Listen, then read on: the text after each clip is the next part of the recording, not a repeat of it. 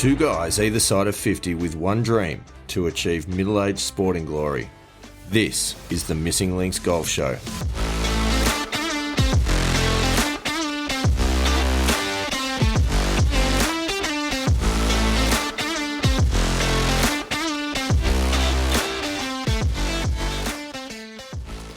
Yes, pilgrims, we are back. It's Steve Hinks with Andy Walker, and this, ladies and gentlemen, is the Missing Links Golf Show. Welcome back, Andy Walker. Thank you, Mr. Hinks. How are you on this fine evening? I'm a little... Spring evening, yes. by the way. Yes, we've sprung into spring. We have, and for all of our friends in the Northern Hemisphere who obviously are falling into fall or autumning into autumn, you might go, how are you springing into spring quite so early? Because in Australia, simple-minded folk that we are, we just go from the first of the month rather than any other random dates that get used with equinoxes and solstices and various things. So keep it simple. Yep, that's the whole KISS principle. I mean, we adhere to that, don't we? Keep it simple, Simon. Yes, Simon or Stuart. Yeah. Whatever S name you want. Anyway, but yes, it is spring. It's spring, and that can only mean one thing. That is that we're not too far away from daylight savings, which also means that we're not too far away from a little bit more golf. Yes, very much looking forward to that. A little bit more time in the evening to be able to get out and do a little bit of short game work or putting, and yeah, I'm actually really looking forward to the warmth because it feels like it's been such a cold winter. It's been a wet winter, I'll give you that much. Yeah, yes, it has. It's been a particularly wet winter, albeit we have just experienced the hottest August on record in Australia, Andy Walker. Yes, and certainly towards the last few days of August were very warm. And look, we do normally get some of the westerly winds through. So it does, in August, it does have a tendency to at least have a couple of days being relatively warm. But these were very warm, like, warmer than I can remember for a long time. Ladies and gentlemen, welcome to the Missing Links Weather Forecasting Podcast. Yes. The meteorological links. Anyway. Let's get to golf, Andy Walker. There's a bit to talk about. We've both had rounds within the last week since our last episode, and we've both got rounds to talk about.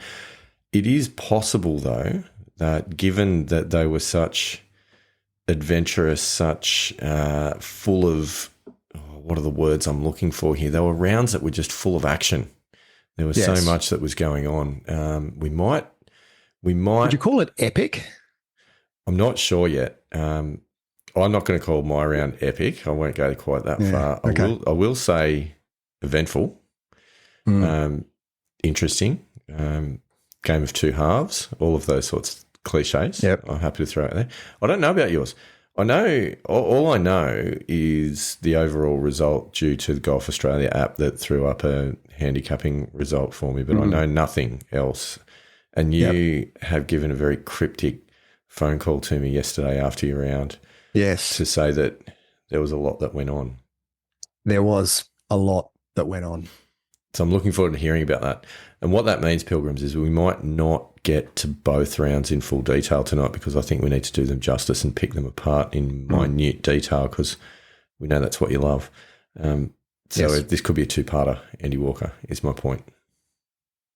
Well, I mean, look, I think in order to do my round justice, we do need to spend a fair bit of time just unraveling what happened because there was plenty and just really random stuff that I have never experienced on a golf course before.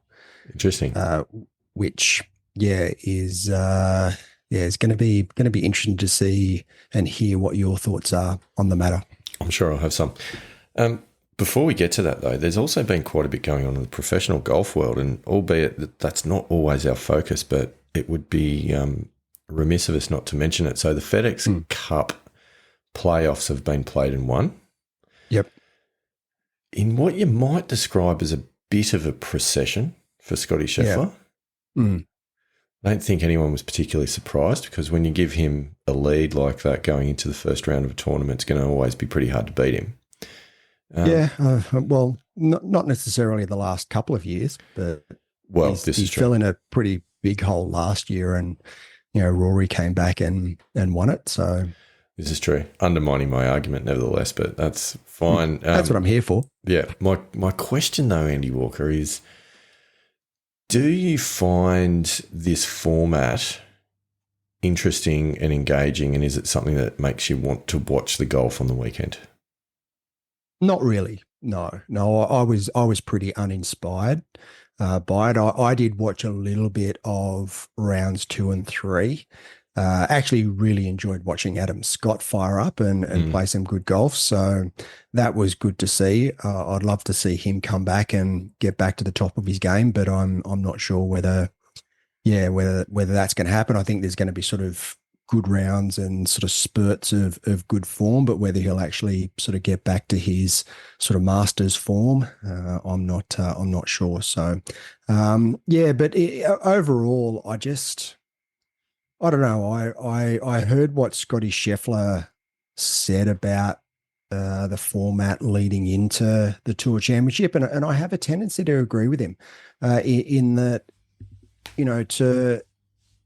it's the season-long race that is effectively ends with one tournament. And if you mess up that tournament like he has the last couple of years, you actually don't win the year where arguably, well, probably not even arguably now, you could say he has had the best year of any golfer, regardless of whether he won the FedEx Cup or not.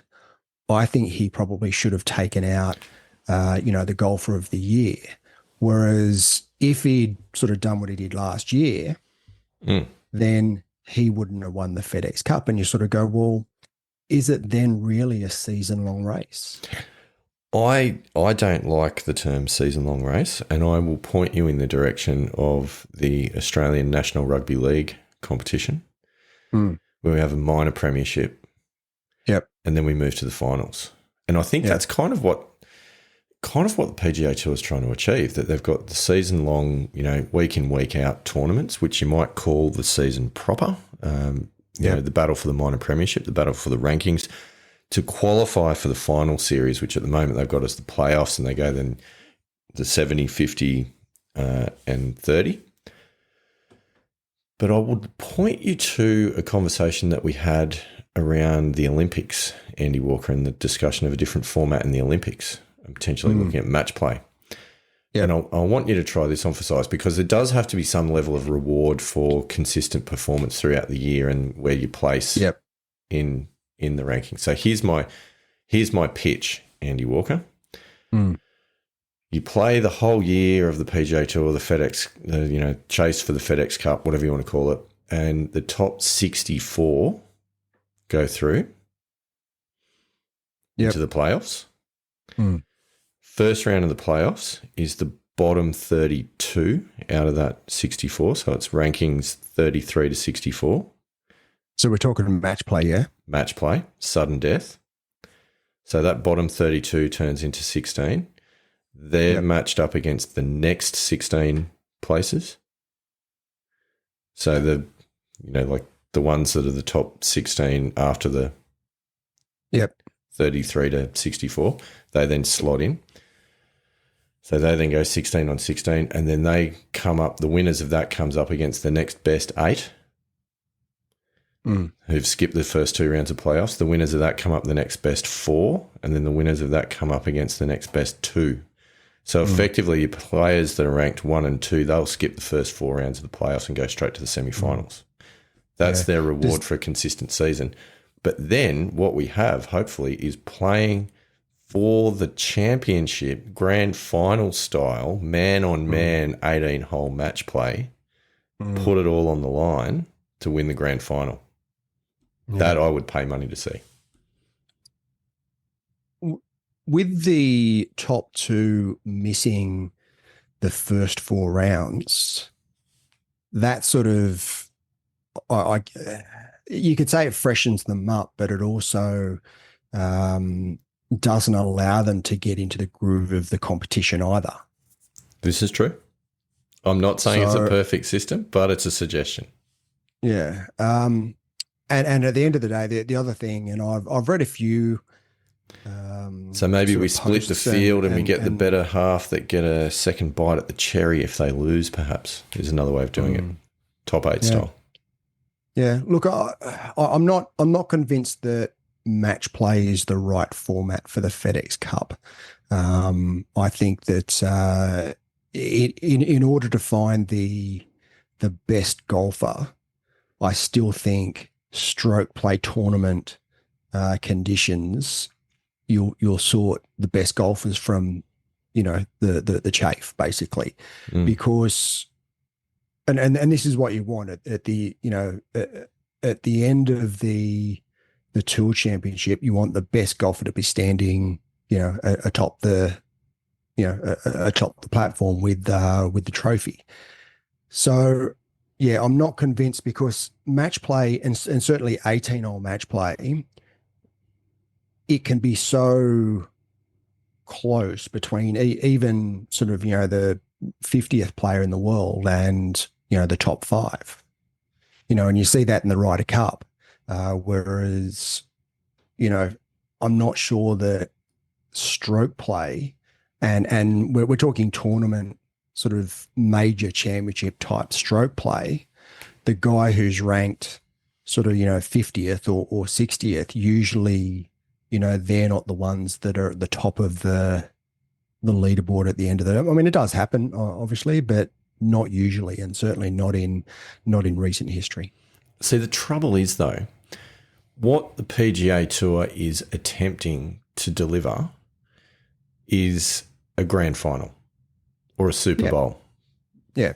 Whatever your, particular sport and your vernacular is. As opposed to what we often see, and particularly in English sport, so take the Premier League football as an example, where the Premier League is it's premiership points, and it's just an accumulation of points. And what can happen is you can win the league still with 2 or 3 games remaining. Yes. Yep. And it's becomes then a bit of a victory lap, and so there's no, which is what it used to be. I mean, that's right, and that's when there were no playoffs. Was it Justin Rose the last time that when Tiger Woods won the Tour Championship, and was it Justin Rose that won the actual FedEx Cup? And there was a little bit of a strange situation where everyone was cheering Tiger. Justin Rose is there with the FedEx Cup sort of lifting the trophy, but everyone's there to see Tiger and cheering Tiger because he just won the Tour Championship, and it was the first time in I don't know how many years that he'd won. Exactly. And so there's an attempt to try and move away from that. And the DP World Tours face the same issue, where you can be on the final day of the last tournament of the year, and the guy that wins the tournament and lifts the trophy is the secondary story behind the guy that had already wrapped up the full season, race to Dubai 2 tournaments ago.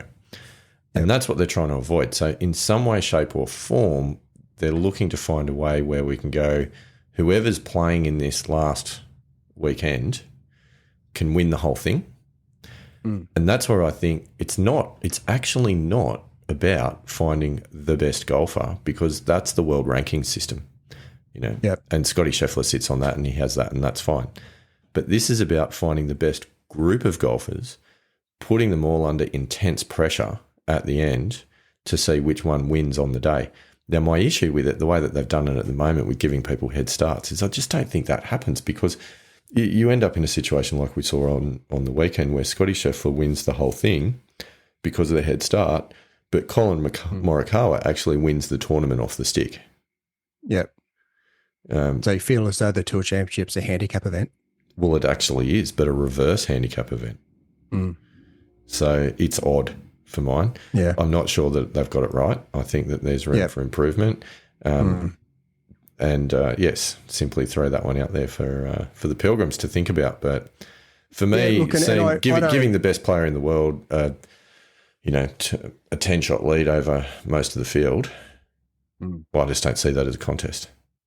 Yeah, it certainly narrows the winner by a significant margin, and I don't necessarily I don't disagree with your point because I think there could be a better way of doing it. I've got to be honest with you, I haven't really put too much thought into. No, I've how ambushed that you should on be this done. one, and I put deliberately a fair so. bit of thought into the Olympics Yeah. and what I should, what should the Olympic format should be. But the FedEx Cup, I haven't. Give me 12 months and I'll come back and Yeah. No, just throwing that out throwing that out. Because the funny thing is, the previous weekend, the BMW, when things were whittling down to, from the 50 to 30, and even the previous week to that, St. Jude, when it was going from 70 to 50, I really, really enjoyed those tournaments because not only did you care about who was winning at the top of the leaderboard, but you really cared about who was on the bubble and seeing the players that were in, that were out. It just added such a fantastic element. So I like that bit. I like that knockout stage that gives some interest into the middle of the leaderboard. But I just don't think that they've got the last week right. And that should be the showcase event of the year for the PGA Tour, taking the majors aside. That should be the big deal. And if you could take like a knockout format and apply stroke play to a knockout format now, just sort of throwing some ideas out there as to what I think is the best way to find the best golfer being championship tournament stroke play format. If you could use sort of both of them, the knockout and the championship stroke play format, and combine them to get something like what you're talking about, then I think that would be probably a better way to go forward. Anyhow, food for thought. That's 15 minutes of discussion about the FedEx Cup, which I think is enough for anybody. Yeah. So, Andy Walker, Glenmore Seniors was the tournament that you were playing earlier this week. It is a qualifying event for the New South Wales Senior Open. I think to set the scene for the Pilgrims, this is an event that we're hoping that you manage to qualify for. And in this particular event, I believe, correct me if I'm wrong, the top two places win a berth in the New South Wales Senior Open. Yeah, correct. So similar to the Camden Seniors, and as we've been through, I came fourth in the Camden Seniors. So I must admit I wasn't overly hopeful. I mean, we've discussed my injury to the nth degree, and I've been pretty rusty. And when I played last week at my home track, I was very rusty. I sort of feel as though I'm around where I was towards the end of March. So that's sort of where I feel as though my game sits at the moment. So I can't say I was overly confident. And certainly going back into a stroke play tournament format, I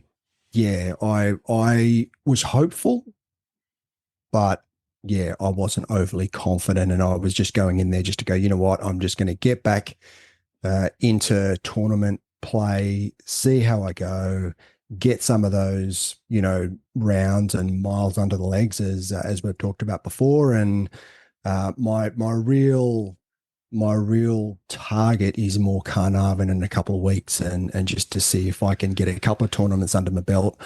I've got the Coinda Waters Seniors next week, and then Carnarvon the week after that. So I think I've got enough time to maybe try and get my game into some sort of order before we get to Carnarvon. And at the end of the day, Carnarvon's, the last crack. If I don't get in Carnarvon, then it's all done and dusted for 2024.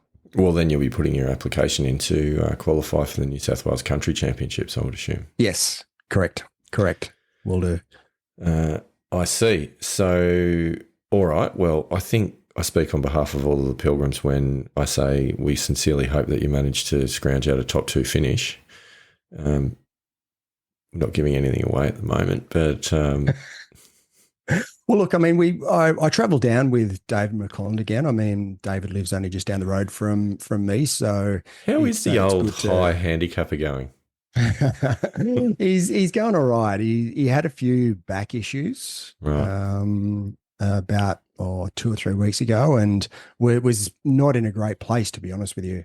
Was very concerned and perhaps doubtful about playing in the Glenmore Seniors yesterday. So yeah, but fortunately he managed. Was there a distinct smell of deep heat in the car on the drive down between the two of you? No. I believe he had taken quite a sort of range of anti-inflammatories, though. A couple of Voltarens and we were talking about the range of medications that he'd been taking for the last couple of weeks, but no, he was okay and had made a recovery and was looking forward to getting out and having a hit out as well. He was playing. It was actually the Penrith seniors on today, and he was playing in that. I'm not quite sure how we went, but yeah, we travelled down together and had a good chat on the way down.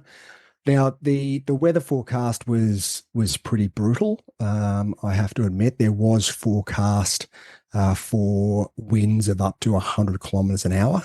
It's quite windy. Yeah, which is pretty windy. So we're talking sort of 62, 63 miles per hour for our North American friends. So pretty windy. So I was expecting, and I was sort of primed for some tough conditions. But look, I mean, I've played at New South Wales for a number of years. I was a member at Magenta Shores for a couple of years. So, wind has never really bothered me that much. Hate rain. Oh, we all hate rain. Yeah, rain's the worst. But wind I find, I learnt to play in wind at New South Wales. So wind hasn't really bothered me for quite a while. So, well, that's what I was thinking when I heard that. Like, I would have thought that kind of gives you an advantage, if anything. Yeah. The only thing that was a concern is that when you get really tough conditions like that, your swing's got to be spot on and on the money. And I wasn't confident that that's where I was at this point in time. So anyway, look, I had a pretty good warm up. The winds were probably only 35 to 40 kilometers an hour as we're warming up. So I mean, still a relatively breezy, but mere zephyr. It wasn't sort of anything over the top. Stood on the first tee, and we just heard this coming through the trees. We just heard this, and all of a sudden, this front hit as we were standing on the first tee. And we all, the three of us, two playing partners and myself, we just looked at each other and went, "Wow, okay, that was good timing." So we basically teed off in sort of 90 to 100 kilometer hour winds.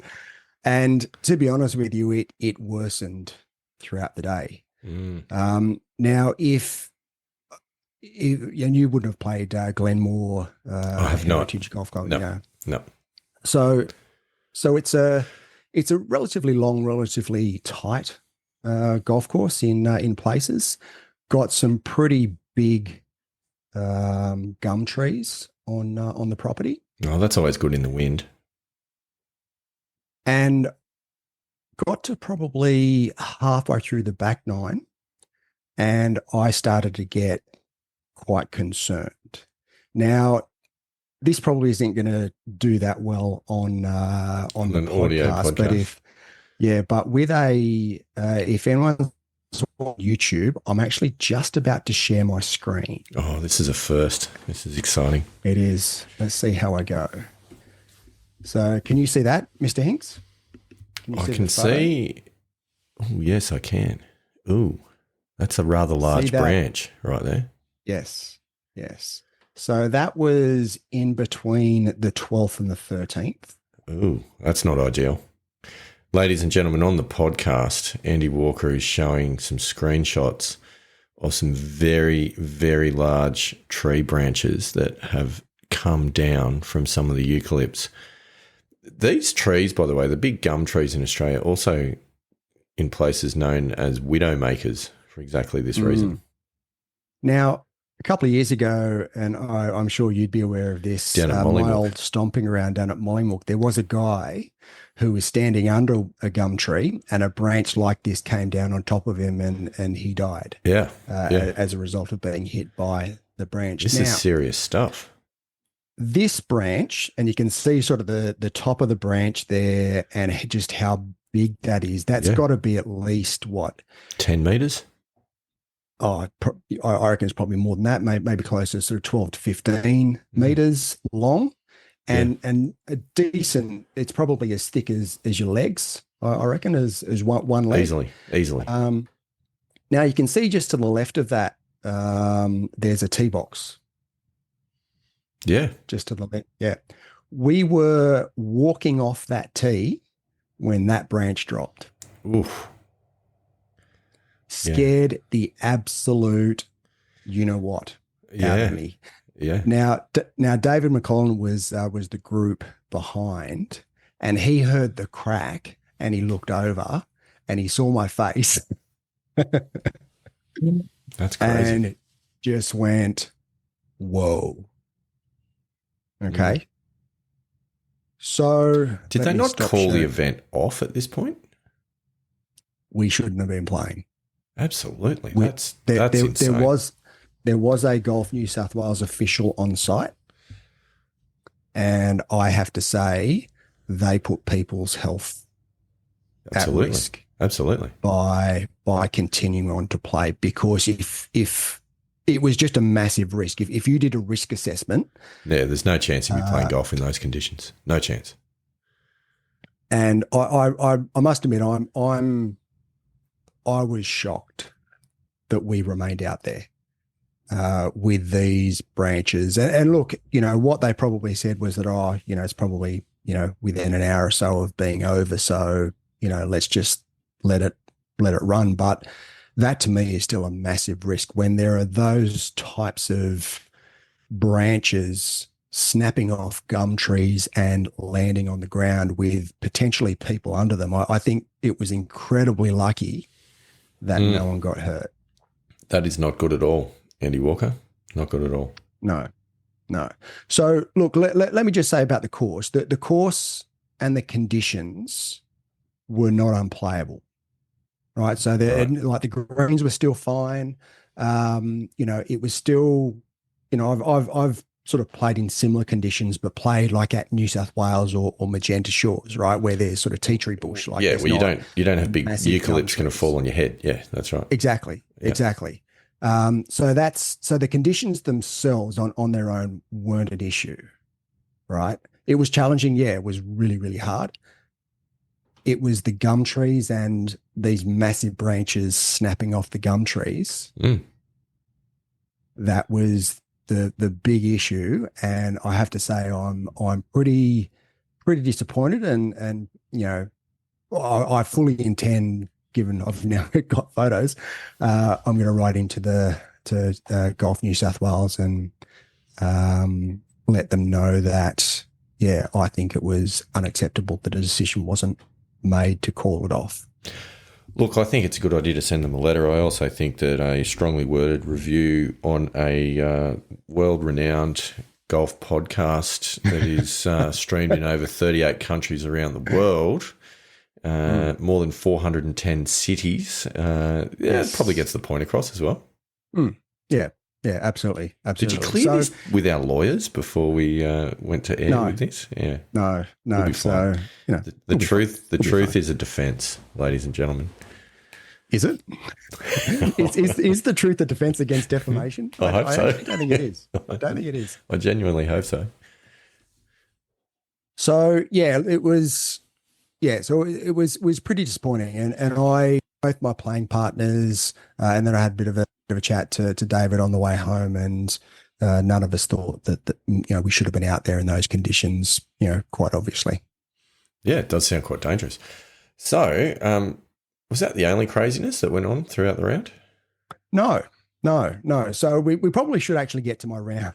I think we should. So we know you've teed off. It was windy. That's what we're up to. I stood on the first, and of course David was the grip behind. He sort of came to the tee to watch me tee off. Short par four. Yeah, short par four up the hill a bit.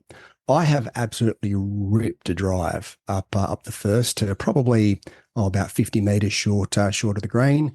Hit a good pitch in which sort of jagged back a little bit. So I was left with about a 15-foot putt for birdie, and I left it probably about an inch short, dead in the middle of the hole.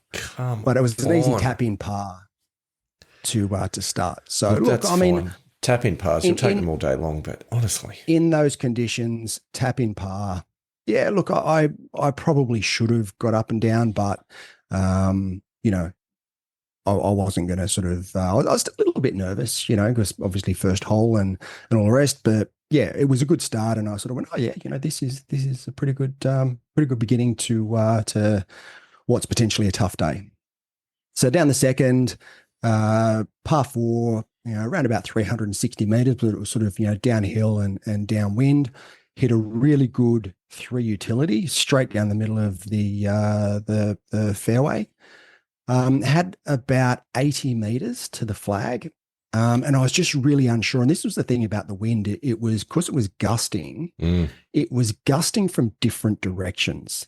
It felt as though you'd walk down one fairway and it'd be into you. And then you'd sort of come back the other way and it felt like into you again. Yeah. Like it was really, really weird. It was really gusty, really blustery, and just the gusts and they just came from different directions. It felt like.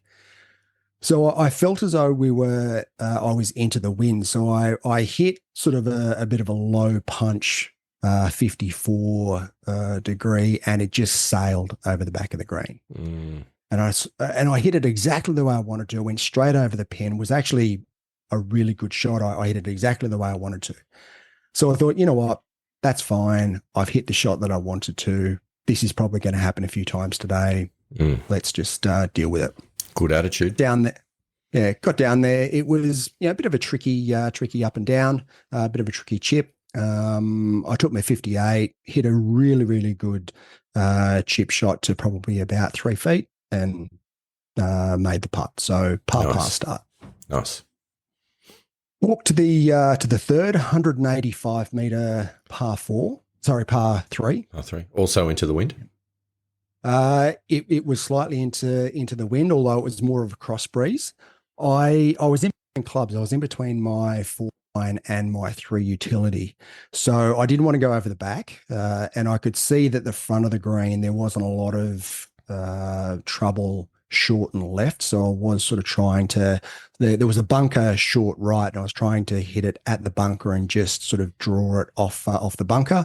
And I hit it straight at the bunker and it stayed there. It got up there and it was actually on the upslope.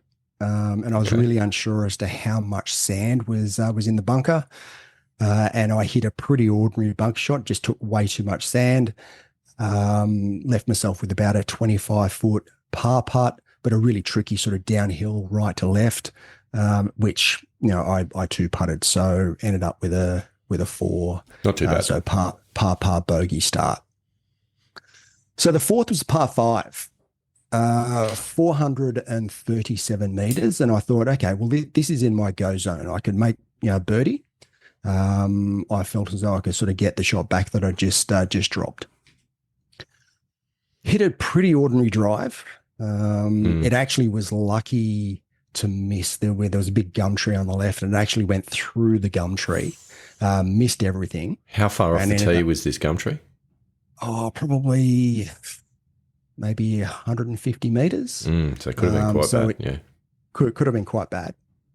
But it went through the gum tree and ended up in the left rough. And I was a little bit blocked out there was a couple of trees down the left-hand side and one big gum tree that was sort of on the left-hand side of the fairway. So I thought, okay, I'm just going to hit a 4-iron just down the right-hand side, probably only have about a 50 or 60 meter pitch into the green. So I've hit, it wasn't a great shot. I lost a little bit on the wind. There was a pretty strong left to right wind. What ended up being the 6th green was actually sort of on the fairway next to my landing zone, and the ball basically went straight at the pin on the 6th green. Uh-oh. So anyway, I walked down there. There were some pretty big mounds in between the 6th green and the 4th fairway that we were playing. And I thought, okay, that should be fine. It might be a bit of a tricky pitch, but I should be okay. Sort of went up over the first mound, looking around, No ball. no ball. I'm like, okay, maybe it went over the green. So anyway, looking down the other side of the green, no ball.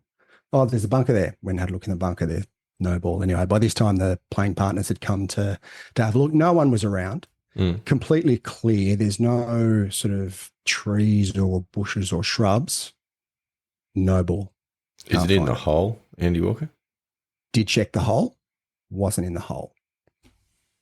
So I'm there going, like, how can you lose a ball? No one around basically in the middle of open ground. So we spent, the 3 minutes that's allowed looking for my ball before I sort of went, well, got to go back and play a provisional. So what I sort of started with it at the start of the day, and what I usually do is that in my buggy, in the seat of my buggy, where there's sort of 4 positions for balls, I've got my 3 match balls, 3 brand new balls, which were Titleist 2s. And then I've got a ball of a different number, which is a Titleist 4. Okay. And I have the Titleist 4 there, different number, just in case I do need to hit a provisional. So I obviously know which ball's which. All right. So I've grabbed my provisional and just ran back up to the where I'd played my second from, took a drop. I was pretty much out of breath by the time I got there, but sort of, a couple of deep breaths, and actually hit a really good 4-iron, just sort of down the middle right-hand side of the fairway. And I thought, okay, well, that's going to be pretty good. I should have a reasonably easy pitch from there. Might be able to salvage a bogey or maybe a double at worst. And, look, it's going to happen. Accepting what had just happened, and on we go. So anyway, I'm walking down, and I see a ball sort of about where I think my provisional is going to be. Come down there, have a look. It's a Titleist 2. It's your first ball. And I just went, what? And I sort of looked over to the green, and obviously the pretty big mounds. And I thought maybe it's like hit one of the mounds and kicked it back onto the right-hand side or just into the right rough.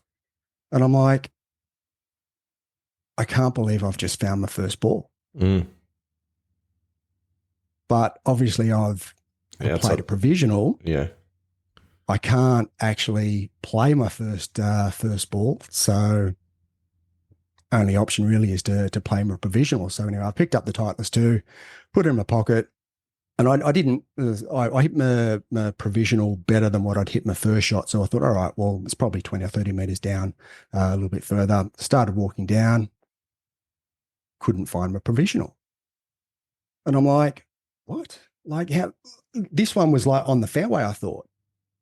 Like, how can, my playing partners were sort of down near the green, and I sort of yelled out to them and said, did you see where my ball went?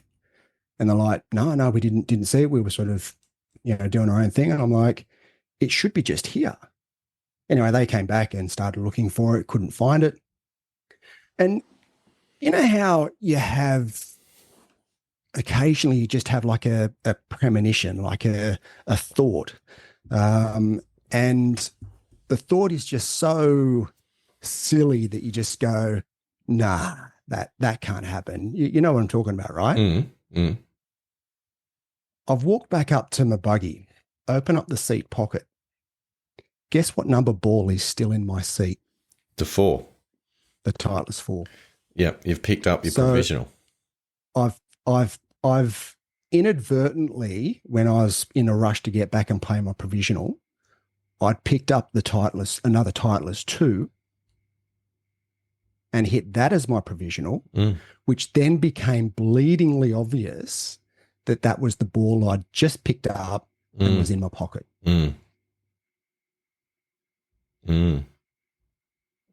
Oops. Thoughts?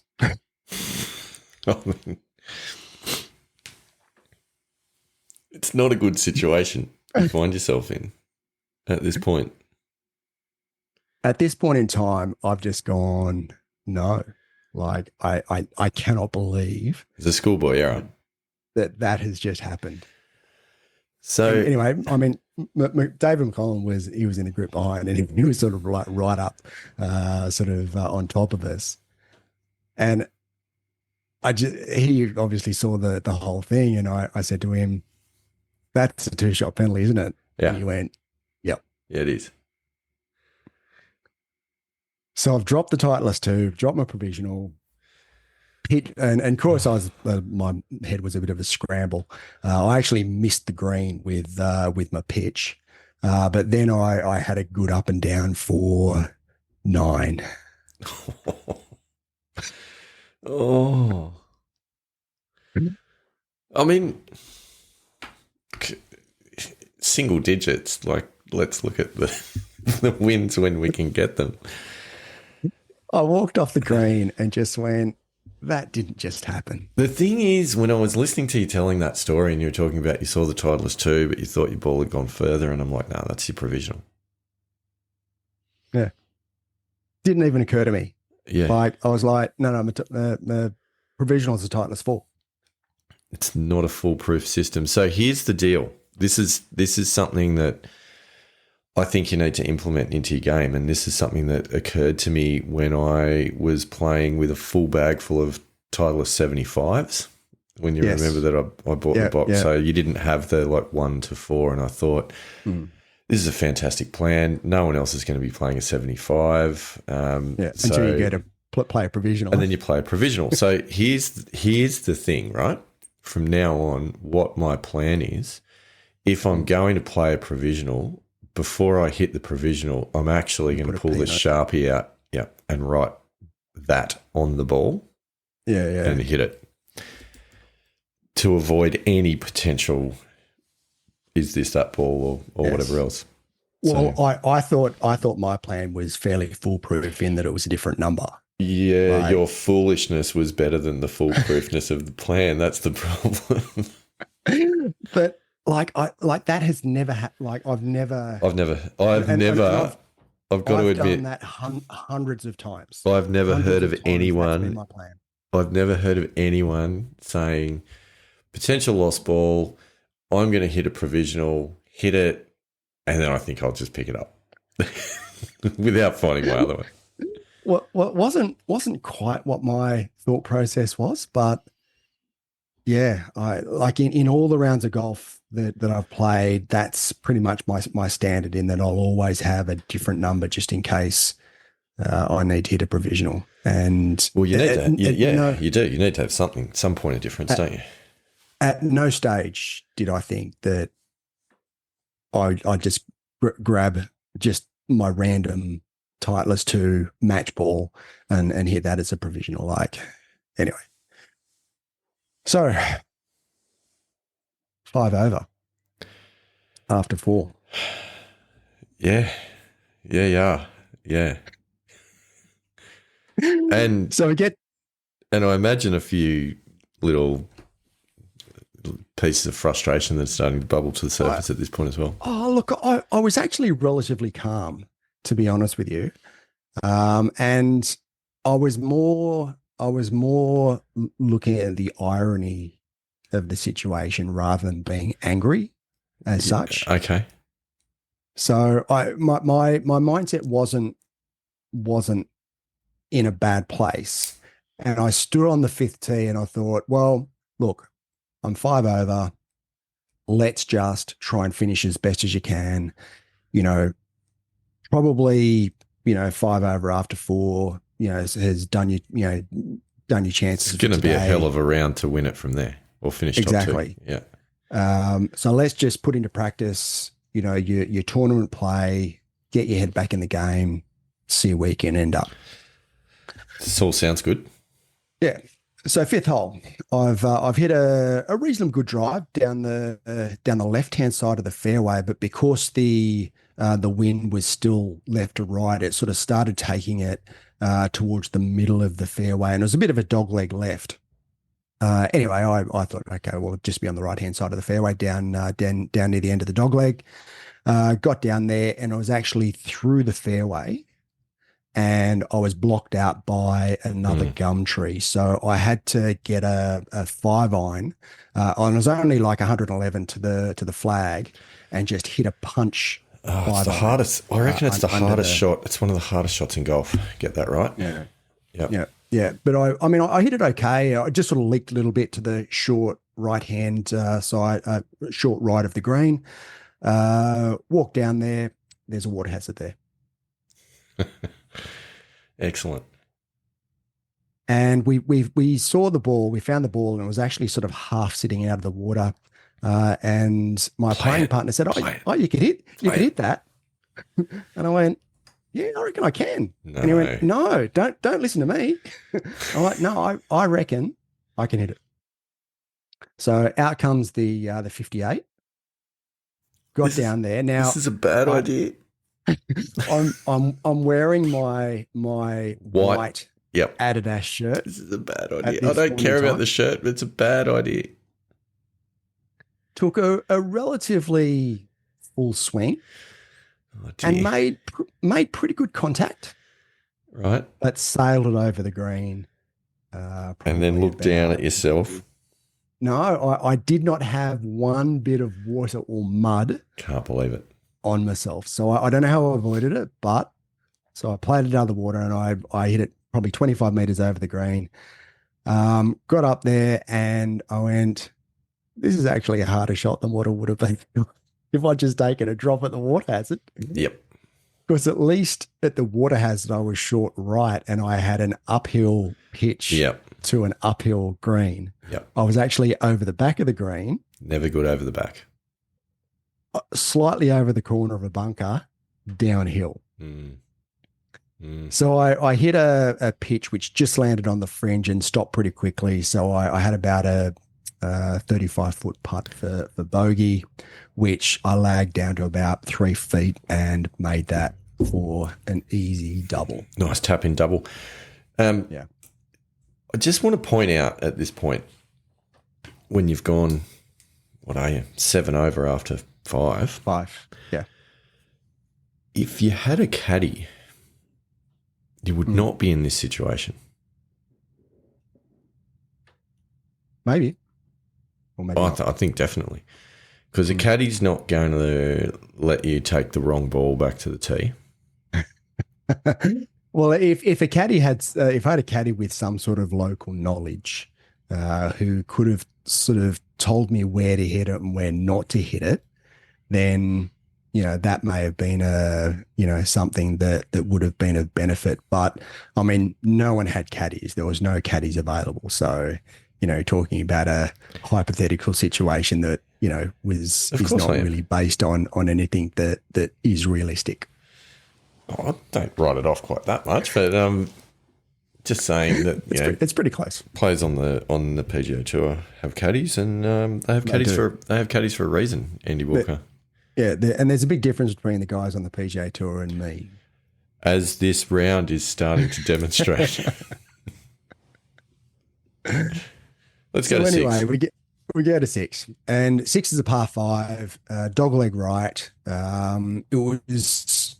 I knew I could hit it through the fairway with my drive. It was only around about sort of 220 to go through the fairway. So I decided to take it up over the dog leg, over the corner. Actually, hit it really, really good, just hit a little bit right of my target. But, in the air, I thought, okay, that should still be fine. One of the guys next to me said, I think there's a hazard there. And I went, oh, awesome. Great. So I walked down there, and sure enough, there's a hazard there, but it's a dry hazard. And I sort of had a bit of a look, and I found my ball. My ball was actually lying up against a stick that was probably, I don't know, maybe 1.5 centimeters thick. Right. So what's that? 3/4 of an inch thick. And I thought, okay, well, that's not ideal. Got to pitch out sideways, but I should be able to get, I didn't want to sort of hit a 58 or a Was it a loose impediment though, Andy Walker? It was my ball was lying up against it. Like I couldn't have moved it. Right. Okay. My ball would have moved if I had tried to move it. So I went back to my bag, grabbed my 50 degree, walking back to my ball, saw it. I was about 1.5 meters from my ball and sort of just looking at the lie, trying to assess the lie. And I stepped on a stick, which I very quickly realized was the not same a stick. stick. No, it was. It was the same stick that was my ball was resting on. Oh, no. So the stick went probably, I don't know, 1 to 1.5 centimeters up and to the right, and my ball rotated around about a quarter of a ball off its axis. Mm. As I took my foot off the stick came back onto the ball and moved the ball back to the exact position that it was. Oh. Back to the original lie. Oh, okay. And I looked at it and went, what happened there? okay, that's a bit strange. The ball's back in the original lie, although it's moved. What's the ruling? Very, very good question, because I don't know. So I pitched it out, and I went up to my playing partner and I said, look, I think I've got to call a one-shot penalty on myself, right, because my ball has moved. And I explained to them what happened. So it's moved, even though it's ended up back in the original lie, it has moved. I said, so I think that's a one-shot penalty. Anyway, my marker said, I actually don't think it is, because the ball's actually back in the original position. Like, even though it's moved. I'm like, yeah. He said he thinks it's not a one-shot penalty. I'm like, okay. Went to the other playing partner who wasn't my marker, explained the situation, and he said, yeah, I don't think that's a penalty. Is there a rules official on course? I spoke to, sort of leaping ahead a little bit, I spoke to David McClelland on the way home about it. And he said he thought it would be a one-shot penalty. And he said, yeah, I would have called a one-shot penalty on myself as well. And I said, I was going to do that, but it sort of put me in doubt as to whether it would, because of what my playing partner said. And as I was discussing with playing partners, I did say, we'll check when we get back into the clubhouse as to whether it's a one-shot penalty or not. So what's your verdict? What do you reckon? Do you reckon one-shot penalty or not? The rules of golf are quirky, right? Yeah. So sometimes it's hard to know. I feel like it's not a penalty because the ball has not actually moved. Like, it's obviously moved, but it's moved back, so it has not changed places. So I think it's not. Well, when we were playing 9, rules official came by in a cart, flagged him down and explained the situation to him. And he said, so it ended up back in the same position, the original lie. I said, yep, 100%. And he said, yep, no penalty. So there you go. I think in the old rules it probably would have been, but when they kind of changed some of those rules around the oscillating ball and some of those sorts of things, it's not actually a penalty anymore. Yeah. Yeah. So I would have called a one-shot penalty on myself, but apparently it is not. Obviously, if it had moved and it hadn't moved back, clear cut, no issue. But that it's moved back because it has not changed the playing condition in any way, shape, or form. So I would think it's fine. Yep. So anyway, finishing off the sixth hole, I pitched out. Still had quite a way to go, about 230 meters to go to the green. Hit a really good 4 fairway up, maybe sort of 50 meters short of the green. Hit a very ordinary pitch, which landed on the front of the green as a false front, so it jagged back. Didn't get up and down. 7. Oh man, bleeding. So I've gone quadruple bogey, double. Not forgetting your bogey before the quadruple. Bogey on the third, yeah. So it'll be +9 at this point. Ouch. So I'm struggling, you could say. Oh, how are the demons going at this point? Look, in all honesty, I wasn't angry. I wasn't mad. I was disappointed, obviously. Yeah. But I was like, all right, well, what's done is done.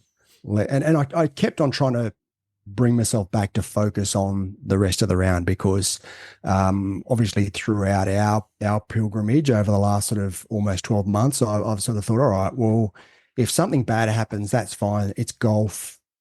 Let's just focus back in on the rest of the round. And even if you're, quite a lot over as I was, if you finish strong, that'll sort of leave a good feeling. And, at least you'll have something to show for the day. Mm. So stand on the 7th, and 7th is a really tight par 4, only about sort of 345 meters, and howling crosswind. This stage, the wind was getting really, really strong.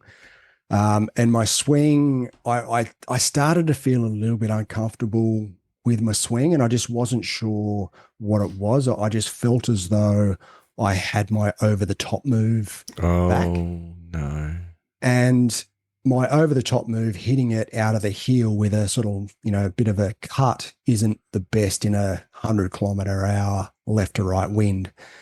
So I hit her out of the heel, started off down the left-hand side of the fairway and just cut and went into the trees hard right. Got down there, looking around from the ball, couldn't see it, spent probably 3 minutes or so just looking for my ball. And finally my playing partner said he's gone sort of over. There was a tee sort of approximately near where my ball had gone into the bushes. On the other side of the tee was like a hedge, and it was in the hedge. Awesome. So I walk around, unplayable. So I've taken an unplayable. And actually my next shot, I hit a 9-iron and hit a really, really good shot up over their hedge, up over the gum trees, onto the green to about 20 feet, and just burned the edge with my first putt, but putted in, tapped in for bogey. Yep. Joy to the world. So, interesting question here. You're now at, what are we? 10 over. 5. 10 over after 7. Yeah. How are your playing partners going? Actually, pretty good. I had one of my playing partners at this stage was only 1 over. Right. Through 7. Was he the guy that had to keep coming and trying to find your ball in the trees and in the hazard and everything? Yes. Yeah. So was he getting sick of you yet? Were you starting to feel ever so slightly embarrassed at this point? Like there's a lot of things that go on in a golfer's head in these situations. Yeah. No, I think I've played, bad enough, often enough to not really get embarrassed by it anymore. in all honesty, like, still hurts, it's part of golf. Yeah. It does. And even, when I see one of my playing partners playing badly, even if I'm playing well, you always sort of look at them and go, yeah, been there. Mm. Well, I know. You don't generally judge your playing partners as much as you feel like you're being judged by your playing partners when you're playing so poorly. Yeah. I think that's true. People are usually feeling bad for you, but at the same time, it gets to a point where they go, seriously, dude, I'm sick of looking for your ball. You just hit one straight. Yeah. And look, I understand. I was saying that to myself. Yeah. So we get up to the 8th hole. I've hit a very dodgy, heely scunge sort of drive down the middle of the fairway, but it probably it would have only gone about 220 meters. It was a pretty ordinary shot. But fortunately it was a short hole. I only had 111 meters to the flag, and I hit a pitching wedge about 40 meters right of my target. Oh. So it missed the green and missed by a fair margin. And I'm just sitting there, I'm standing there just going, what the actual are you doing? Like I was at that stage, I had nothing. Like I just felt as though, yeah, I get it was tough conditions and it was, you know, probably one of the harder conditions that I've ever played in. But I just had nothing. Like I just felt I didn't know where my swing was. And I just didn't feel as though I could hit a good shot. Mm.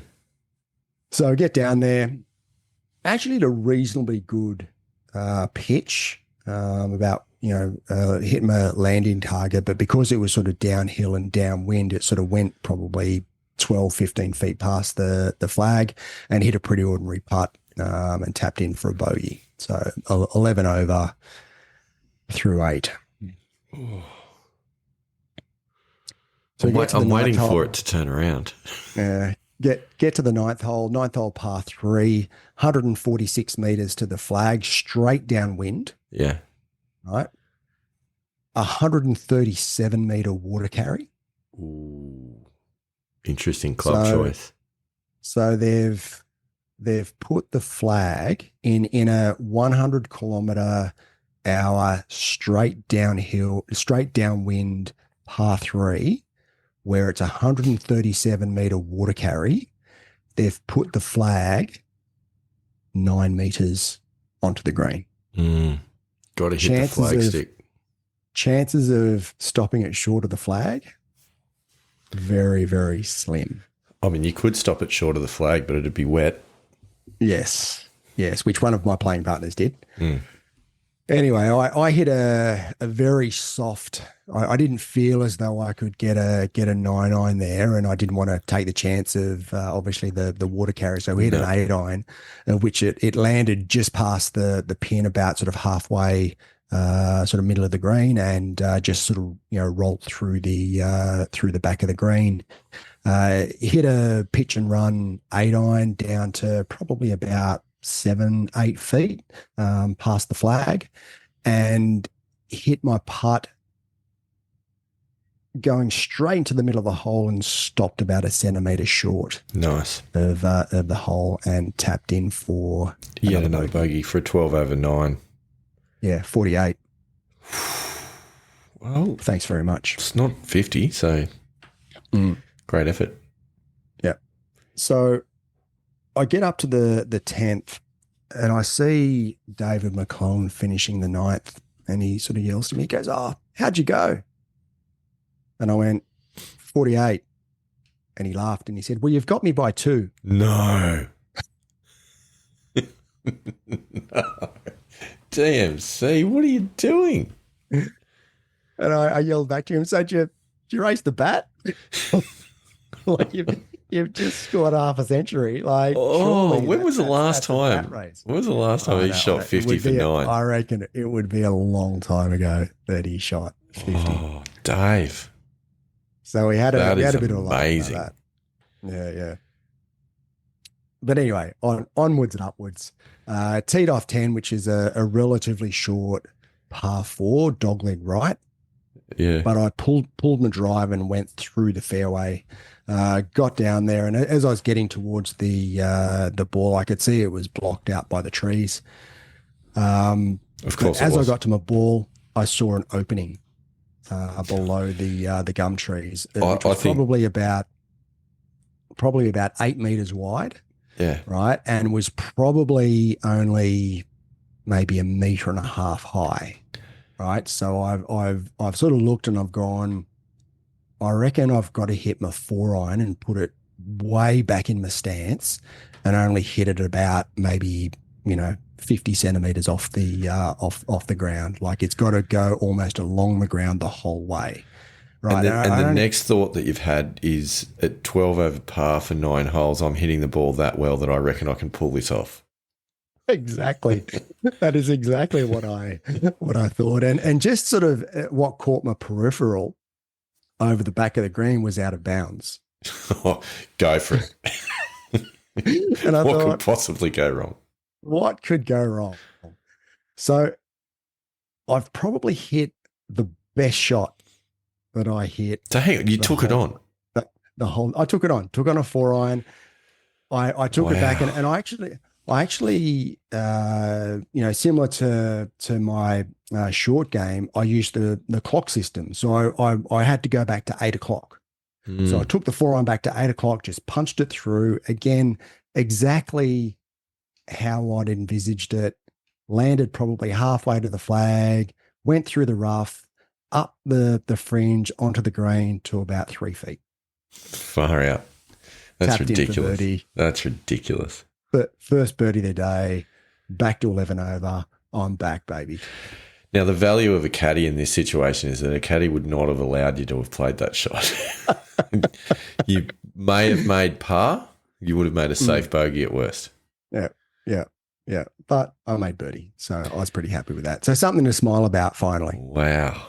That is a shot. Yeah. So get to 11. Again, an over-the-top swing that sort of heeled sort of down the left-hand side, which sort of cut back to the middle.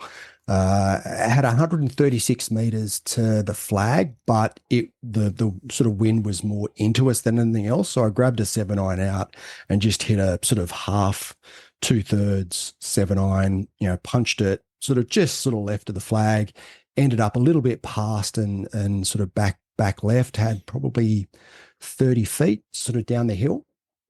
Left it about 6 feet short and missed it. Yep. Nice. So just gave the birdie straight back on the next hole with a 3-putt. 3-putt bogey. But it's kind of like you've gone par. Well, yeah. There was that, but that's not what I thought as Probably I walked off the 11th green. Feel that way at the time. Yeah. No. Fair. No. So 12 par 3, 111 meters to the flag, but there was hazard directly short of the green, and of the 111 meters to the flag, it was probably 105-meter water carry. So I've grabbed my pitching wedge and hit just a great shot at the flag, covered the flag all the way, landed on the front fringe of the green, and sucked back into the water. Nice.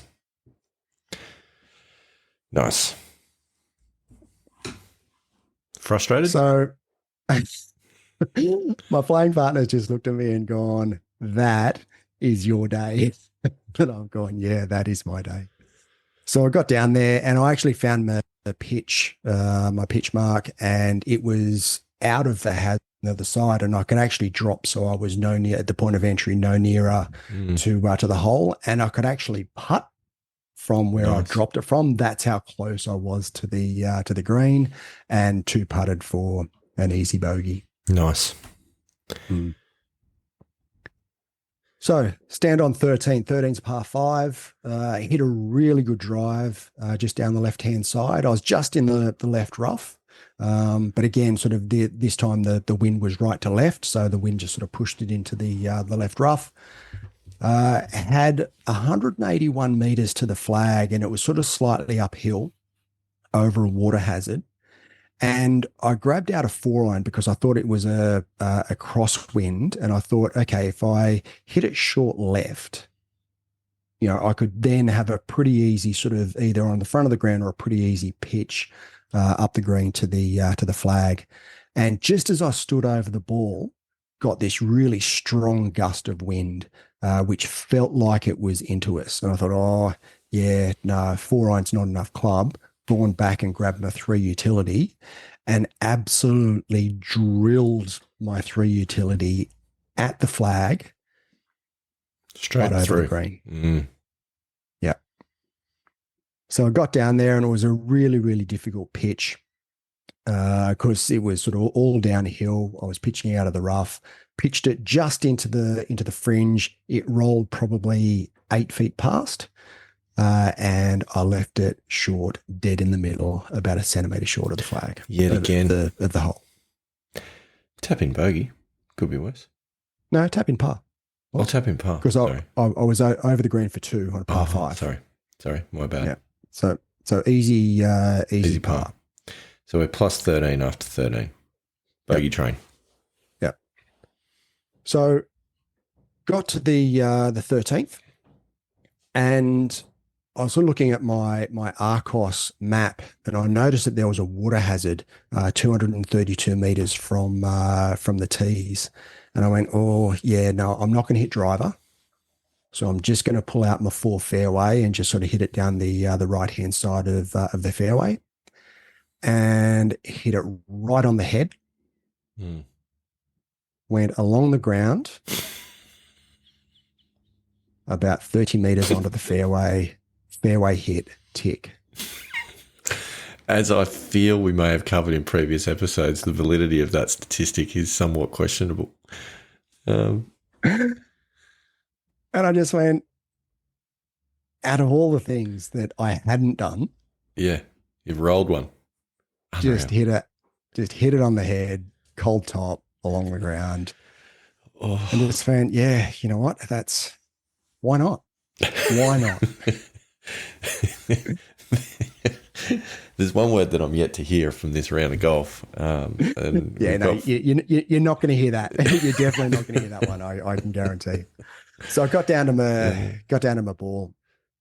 Again, I had 234 meters to the front of the green, and I thought, yeah, look, if I really smoke my four fairway, I might just be able to get either on the front or I feel like the hazard's still in play at this point. It did actually go through my mind as I was pulling out. It's the same club as what I've just cold topped, but I hit a reasonably good shot. It sort of started down the middle of the fairway and just leaked a little bit to the right, to the short right of the green. I thought, oh yeah, you know, that I might be able to get up and down for that, or I, you know, stay on the train and sort of notch another one up. Got down there. There's a water hazard. Yeah, right where I've hit my ball. Yeah, and I've gone, what?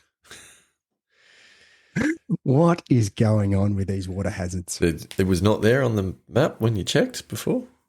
I actually didn't check. I was just checking distances and hadn't noticed that there was the water hazard there. Oh dear. So yes, my attention to detail at this point in time may not have been the strongest. Mm. So I take a drop, hit a very ordinary pitch, which landed on the front of the green and sucked back off the front, but I was still able to putt it up to about 6 feet and missed it. Triple. 7. Ouch. Yeah. Because at this stage, I was actually doing the numbers going, what do I need to do to break 90? Oh, I think aggressive thinking, worrying about breaking 90. I'm thinking about breaking 100 at the moment.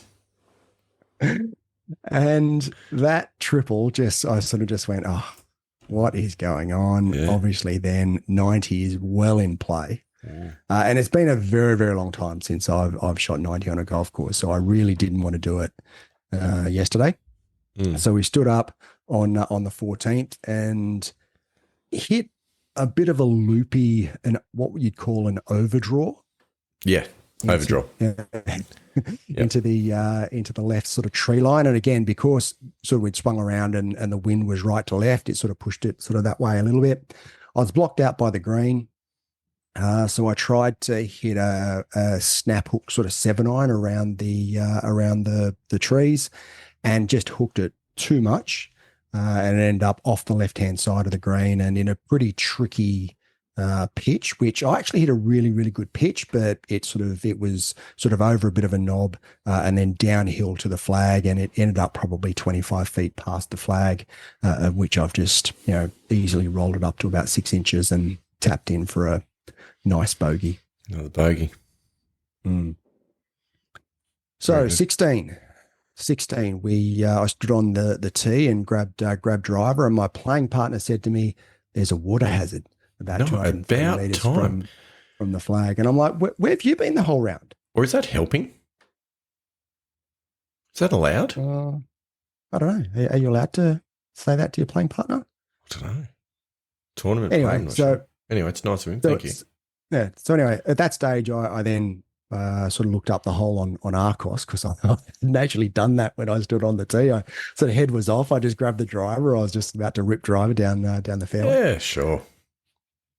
Anyway, put the driver back, grabbed my 3 utility, hit a reasonably good sort of shot down the left-hand side of the fairway, had an 8-iron into the green, which I sort of left, I sort of pulled it a little bit and left it in the left rough, pitched down to about 5 feet and missed it. So I'm loving the bogey train at this stage. I'm waiting for the round to turn around. Yeah. So 17. And at this stage, I'd done the numbers and I'm like, I need to finish birdie par to break 90. So I stood on 17 just before we almost got hit by the branch. Fortunately, I'd got my drive away by then. Absolutely ripped a drive down the left-hand side. So par 5. I was 214 meters to the flag. I hit my 4 fairway. Actually hit a really, really good 4 fairway, but it just sort of the wind. It was a right to left wind, and the wind just sort of took it probably about maybe 25 meters left of the green. Hit a pretty good pitch to probably 15 feet, and again left it about a centimeter short, dead in the middle of the hole. Nice. So I stood on the last par 3. But that was a bird though, yeah? Tapping bird? No, that was a par. Oh, that was a par. Yeah. Par 3, 146 meters. Thought it was a crosswind. Then I thought it was into us. Then I thought it was downwind. And I'm looking at my playing partners and they're also looking up exactly the same, going, we have absolutely no idea which way the wind direction is. So we've all just sort of, pulled out. I think sort of my 2 playing partners hit 6-iron and I hit just a sort of half, 2/3 7-iron, and hit a really, really good 7-iron just right of the flag. And as it sort of turned over just onto the left-hand side of the flag and ended up probably about 18 feet sort of long left of the flag. And I was looking at this putt going, okay, I need this to break 90. So I then got really, really focused, almost hyper-focused, zoomed in on the line, really felt as though I had the speed in the line, and it just rolled over the left edge of the cup to maybe about a foot past and tapped it back in for an easy 90. Thanks very much. Wow. So there you go. Surprisingly, it's quite the day out. That didn't make the top 2. Yeah, that is a surprise. Have you received your letter yet from Golf New South Wales? What? After performances such as these, when they write to you and say, Mr. Walker, showed you cause we feel that you may be fabricating your handicap for the purposes of qualifying for these events? Well, I have to say, I didn't come last. There were a couple of guys that cracked the ton. Was DMC one of them? No. He actually shot 38 round the back 9 for the old for a 2-shot win. Ladies, 88.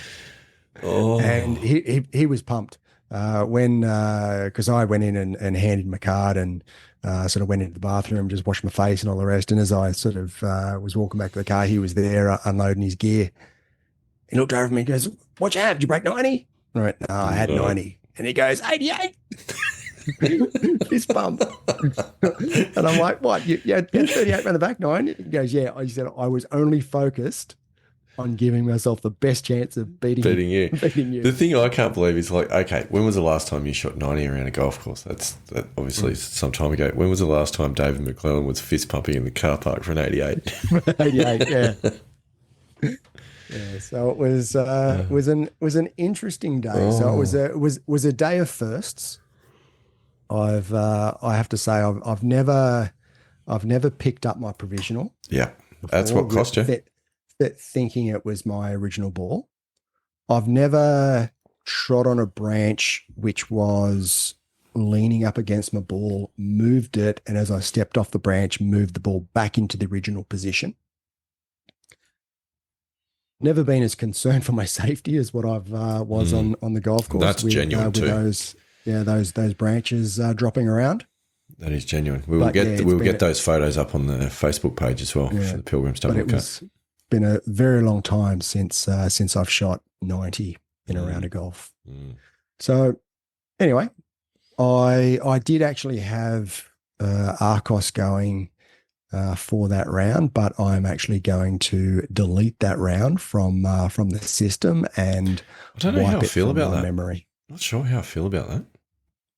Well, it's sort of like when you know how like you can for certain shots the outliers, you can remove the outliers so you get a more accurate reading for where your clubs are. Well, I sort of feel as though that's applied to the whole round.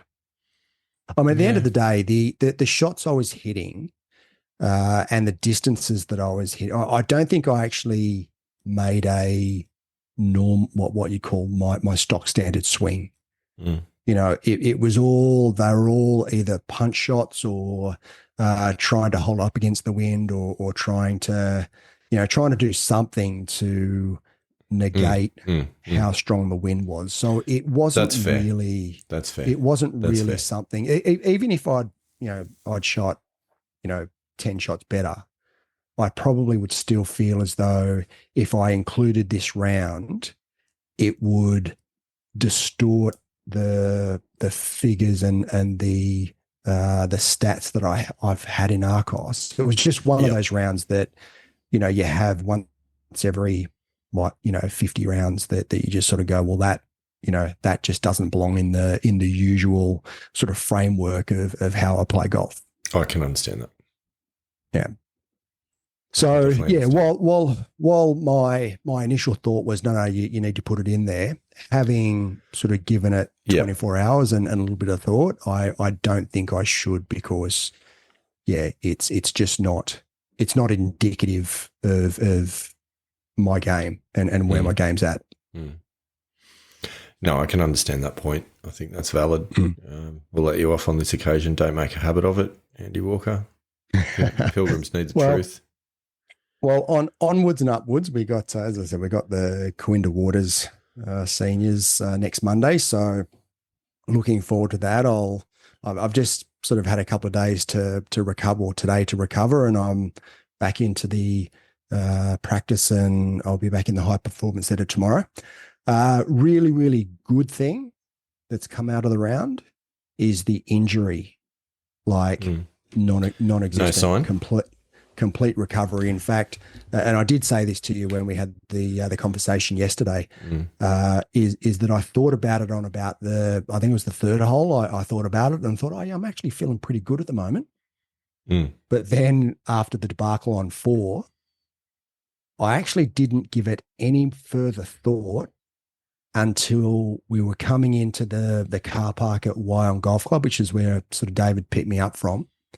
And Dave said, my back actually feels pretty good. I think I came through it pretty good today with my back. And I went, oh yeah, I hadn't even felt my sternum or my ribs. I actually feel as though maybe I've recovered from that too. So the good thing is that I think I'm back, and with the continuing sort of support of my physio and the stretches and the strengthening exercises that I'm doing, I think it's onwards and upwards. And I think I've still got to be careful with it, but generally speaking, I think that it's looking good moving forward. So that's a win. Fingers crossed. Hopefully we're on the recovery and can get back and play some decent golf again. Yeah, well, that's completely unrelated to the injury, it would appear. We'll see how we go in your next outing, I guess. But Andy Walker, what a wild ride that was. Looking at the time, at an hour and 25, I don't think we're going to have the time tonight to cover my round. We'll hold that over to the next episode. You don't want to make a start on your round? No, don't. No, I think we'll leave that for the next episode because, like yours, there's a bit to cover. Happily, there's not as many shots to talk through, but there is still a bit to cover. Is there as much randomness to cover as what? No, there's not. No. No, I don't think it's possible that there is. It's still a bit to cover, though. Yeah. Okay. Yeah. I'll look forward to it. Few interesting anecdotes to share with the Pilgrims for that one, but we'll save that for a future episode. Andy Walker, it's been a lot of fun.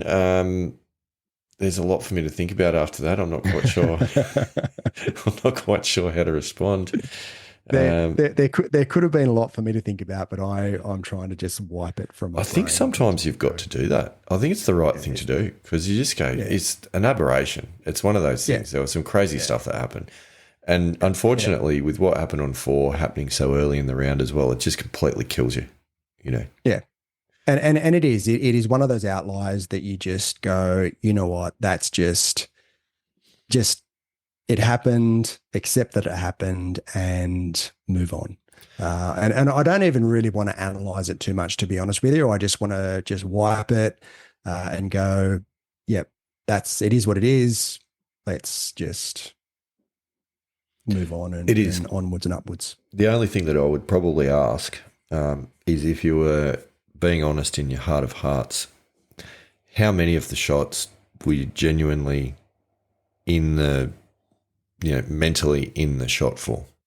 Versus how often were you distracted or thinking something else? And I didn't eject out of the the driver's seat, so I tried on every single shot, and I can honestly say that I tried on every single shot. Was I there mentally on every single shot? Well, that's a different question. I think there's no chance. Given what happened early in the round, and I actually started to feel pretty tired. It's at halfway after 9. I bought a couple of Powerades just to get some electrolytes into me, and because it was very, very tiring and mentally and physically exhausting. Just the conditions of what we played in, and just having the wind, the constant wind that strong. So to say that I was there mentally, and strong mentally on every single shot, no, definitely not. But I certainly tried on every single shot. At no stage did I either, flick the ball away or, do something silly like that, or just stand up and hit it. I tried on every single one of my 90 shots. Well, actually, no, I didn't actually have 90 shots because there were quite a few penalties. There were a few penalties. Yeah, that is true. And a number of very short tap-in putts that you didn't probably need to focus that hard on. Yeah. Well, there's a lot to think about. Pilgrims, want to hear your feedback, so please get in touch with us in the many variety of ways that you can. Any suggestions for Andy Walker to get him back on track, I think, would be warmly received. Any possible feedback about his decision-making processes, his performance, and whether or not you feel that that incident should have actually been a penalty. I think that's an interesting discussion as well. I'm firmly in the camp of it's not a penalty because the ball did not actually move. Even though the ball moved, it didn't move its location. So I think I would agree. And I guess bottom line, you've checked with the rules official on the day and he's given a verdict. So that's the way it is. Well, if it was up to me, I would have called a penalty on myself. Sahith Theegala style. I was just about to give a shout out to Sahith Theegala because calling a penalty, like I was 7 over. Yeah. Right. It's easy, I guess, to call a penalty on your shot on yourself at that point in time. I still would have, even if I was 7 under. Yeah, but because it's the right thing to do it in the FedEx Cup with that much on the line. It's only $25 million on the line at the time. Credit to that guy. Like that takes some serious. It's integrity. It's just integrity. It's an integrity. It's integrity. And at the end of the day, integrity is doing the right thing when no one's watching. Exactly. It's not just doing it when it's convenient. It's doing it all the time.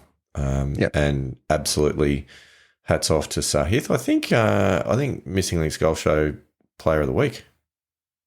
Yeah, definitely. Well, I can't put my hand up for any Player of the Week. So no, you can't. Let's just give it to Sahith Theegala. Sahith, I think he wins it for good all-round bloke, good honesty on the course.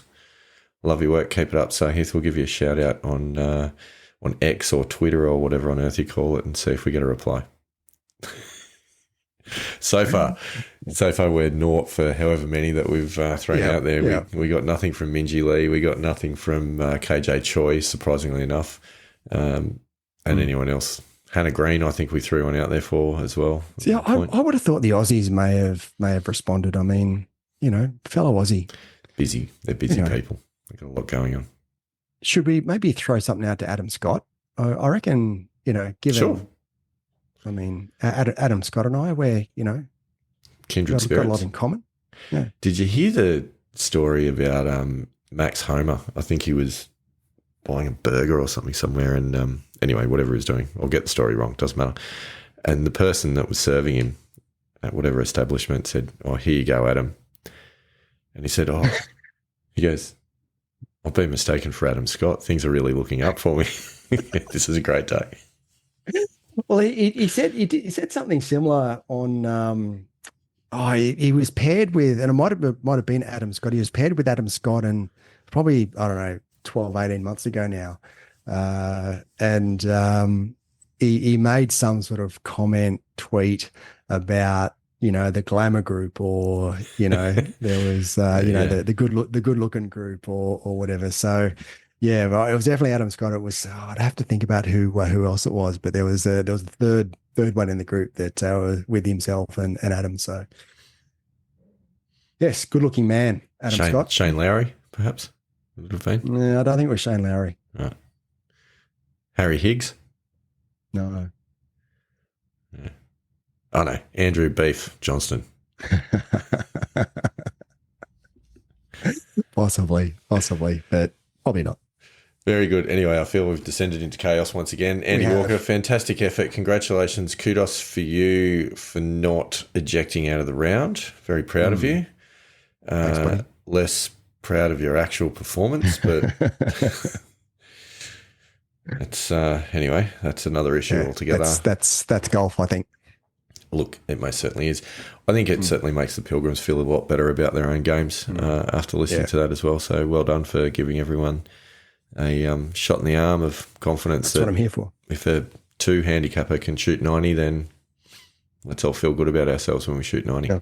I'm actually now 2.7. I got half a shot back after. Congratulations. And that's fantastic news. It's not the direction we're meant to be going on the show, but anyway. No. Anyway. Yeah, that's all good. Yeah, it's not a linear process. Apparently not. But anyway, Pilgrims, that is it for tonight. It's an hour and a half. We've banged your ears for long enough. So, Andy Walker, any advice for the Pilgrims? Rock out, Pilgrims. Thanks for listening to us today. For more content, you can find us on Facebook at The Missing Links Golf Show or on Instagram at Missing Links Golf. You can follow us on X or Twitter at TML Golf Show. You can email us directly via the Missing Links Golf Show at Gmail. You can even send us a text via the button in the show notes. We love to hear from our Pilgrims, so please get in touch, or better yet, leave us a review on your podcasting platform of choice. See you next time on the Missing Links Golf Show.